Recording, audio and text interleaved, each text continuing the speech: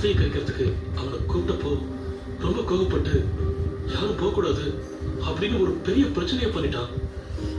நானும் அவனும் சேர்ந்துதான் அம்மாவோட அஸ்தியை கடல்ல கரைக்கணுங்கிறது என்னோட ஆசை. ஆனா அன்னைக்கு அவன் பண்ண பிரச்சனையில அஸ்தியை கரைக்கவே முடியல மேடம். அட்லீஸ்ட் என்னைக்காவது அவனை கூட்டிட்டு போய் அஸ்தியை கரைச்சிடலான்னு பார்த்தோம். ஆனா நீங்க இன்னைக்கு காலையில தான் போன் பண்ணீங்க. என்ன பண்றதுன்னே தெரியல மேடம். வேற வழி இல்லை சார்.